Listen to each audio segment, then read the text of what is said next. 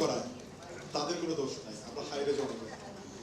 তো আমি যে কথাটা বলতে চাচ্ছি, আমরা নির্বাচন কমিশনের কাছে কি চাই, সরকারের কাছে কি চাই, মানে আপাতত আমরা একটা সমাধান চাই, যে বিষয়টা আমরা এইভাবে দেখছি। কিন্তু আমাদের চর্চার মধ্যে এই বিষয়টি নেই যে আমার একটি প্রস্তাব ছিল, এই নির্বাচনী দলগুলি এখনই তো বাস্তবায়ন করতে পারবে না, তাদের ইস্তেহারে তাদের গণতন্ত্র চর্চার বিষয়টি, জনগণের মুখোমুখি হওয়ার বিষয়টি স্পষ্ট করতে হবে বিশ্বাসযোগ্যভাবে। এবং এটা করার জন্য তাদের রাজনৈতিক দলগুলির নেতৃত্ব কোনো সদন থেকে কিংবা কোনো ভবন থেকে বা কারো পকেট থেকে মানে আবির্ভূত হবে না। প্রত্যেকটা পার্টি তার কর্মীদের ডাটাবেস রাখতে হবে নির্বাচন কমিশনের কাছে, এবং এই ডাটাবেসটি রাখতে হবে, এবং সেই কর্মীদের ভোটে একদম নিচু পর্যায় থেকে নেতা নির্বাচিত হয়ে যাবেন। পার্টির আভ্যন্তরীণ গণতন্ত্রের বিষয়টা রাজনৈতিক দলগুলি। আমি আপনাকে একটা প্রশ্ন করব, চর্চা করেন, এত কমিশন হলো, এত সংস্কারের কথা হলো, রাজনৈতিক দলগুলোর সংস্কার নিয়ে কোনো কথা হলো না কেন? রাজনৈতিক দলগুলোর অভ্যন্তরীণ গণতন্ত্রের চর্চা, তাদের আর্থিক স্বচ্ছতা, তাদের ভিতরে অন্যান্য নৈতিকতা, এই আলোচনাটা আসলো না কেন? আলোচনাটা এই জন্যই আসে নাই, যারা আপনারা কি মনে করেন যে রাজনৈতিক দলের সংস্কারের আলোচনা হয়েছে? হয়নি, এবং এটা খুব হবে বলে ভবিষ্যতে এটাও মানে প্রত্যাশা করতে পারি না, কিন্তু তারপর দাবিটা যদি আমরা জোরদার করতে পারি এক সময় বাধ্য হবে। এবং এই নাগরিক প্ল্যাটফর্মগুলি এই কাজটা কিন্তু করবে, আমি বিশ্বাস করি নাগরিক প্ল্যাটফর্মগুলি কাজটা করবে।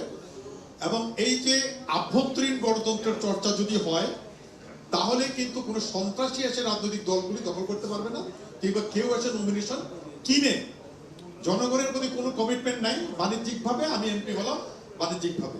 আর আরেকটা কথা, যে এমপি সাহেবদের জবাবদিহিতার কথা অনেকে বলেছেন, আমি এমপি সাহেবদেরকে এলাকায় খুব বেশি জবাবদিহি করতে চাই না। এমপি সাহেবরা উন্নয়নের কাজ করবে কেন? এটার জন্য স্থানীয় সরকার আছে। এমপি সাহেবদের আইনে যে কাজটা আছে সেই কাজটা হবে, যেমন 5 কোটি টাকার ঘুষ খাওয়া আর উপজেলার কাছ থেকে সবকিছু নিয়ন্ত্রণ করা উপদেষ্টা হয়।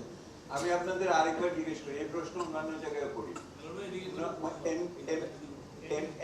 এমপি হওয়ার জন্য কি ন্যূনতম শিক্ষাগত যোগ্যতা বাধ্যতামূলক করা উচিত?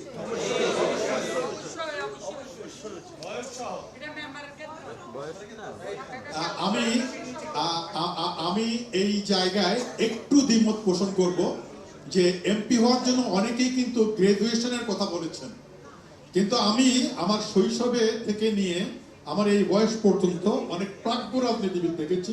রাজনীতিবিদ যারা এখন যারা রাজনীতির বাণিজ্য করে তাদের কথা বলছি না, প্রাজ্ঞ রাজনীতিবিদ দেখেছি, খুব বেশি উচ্চ শিক্ষিত লোক ছিলেন না, কিন্তু ইন্টারনালি তিনি শিক্ষিত ছিলেন। সেই ক্ষেত্রে আমার মনে হয় যে জনগণের উপরে ছেড়ে দেওয়া হোক আমি কাকে ভোটটা দেব। সেই ক্ষেত্রে রাজনৈতিক দলের মধ্যে যদি গণতন্ত্রের চর্চা হয়, আর নমিনেশন পাওয়ার জন্য ন্যূনতম একটা সময় পর্যন্ত দলের মেম্বার থাকতে হবে, এবং ওইটা কোথা থেকে রেকর্ডটা থাকবে, নির্বাচন কমিশনে তার মেম্বারশিপের তালিকাটা যদি থাকবে, সেখান থেকে ন্যূনতম সময় একটা মেম্বার। তাহলে তো আবার বিরোধী দলে যে যখন সে থাকবে, ওই নামের তালিকা ধরে জেলে ভরতে সহজ হবে না। জেলে ভরতে যদি আমি ওই গণতান্ত্রিক চর্চা করি, তাহলে জেলে ভরার মানসিকতা সেখানে থাকবে না। কারণ গণতান্ত্রিক চর্চা করলে তার তো জনগণের কাছে মুখ খারাপ হয়ে যাবে, চেহারা খারাপ হয়ে যাবে, তখন সে জনগণের কাছে যেতে পারবে না। ওই কাজটা করলে তো পরের বার আমরা তাকে প্রত্যাখ্যান করবো, যদি আমার সার্বভৌমত্ব অর্জন করতে পারি। কেন আমার সার্বভৌমত্ব অর্জন করার জন্য রাজনৈতিক দলগুলিকে স্বাধীন করতে হবে প্রথম, তাদের মধ্যে গণতন্ত্রের চর্চাটা করতে হবে। যদি সেই চর্চাটা আমরা করতে পারি, তাহলে জনগণের কাছে দেওয়া কমিটমেন্টের প্রতি তার রিজিডিটিটা থাকবে, এই বিষয়টা থাকবে। আর একটা বিষয়, আমি নারী এবং প্রান্তিক ঐক্য কথাটা আপনারা অনেক বেশি বলেছেন, আপনাদের কথাগুলির সাথে আমি সব একমত, প্রান্তিক মানুষদের সংকট নিয়ে আমি একমত, কিন্তু মানে এথনিক সংখ্যালঘু যারা এই সমস্ত বিষয়গুলি, যেমন পার্বত্য চট্টগ্রামের ব্যাপার বলে, আমি 1947 সালে পার্বত্য চট্টগ্রামে বাঙালির সংখ্যা ছিল 4% বা তার আশেপাশে। এখন একজন বক্তব্য বলেন 50-এর ঊর্ধ্বে চলে গেছে। তারপর নিজ ভূমিতে ওই ভূমির অধিবাসীরা এখন সংখ্যালঘু। কিন্তু এখন কথা হচ্ছে যে যারা সেখানে বসবাস করছে এবং অধিকারের জন্য এখন সোচ্চার হচ্ছে, এই জমিগুলি তারা কিভাবে পেল? কারণ এই জমিগুলো হচ্ছে কমিউনিটি প্রপার্টি হিসাবে রেজিস্টার্ড, এদের কোনো জরিপ নাই, সিএ জরিপ নাই।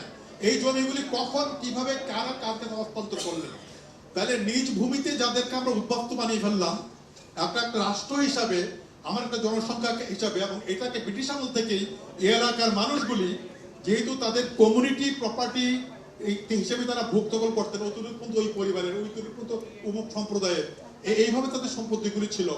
এবং সেই জরিপটাও আমরা করলাম না, সেই সমস্যাটা সমাধানও করলাম না, উপরন্তু আমরা তাদের ঘাড়ে চাপতে ওদেরকে এখন ওখানে উদ্ধার করে ফেলছি। আমার মনে হয় প্রতিটা নাগরিকের একটা অংশ তো সহিংস আন্দোলনে চলে যাচ্ছে।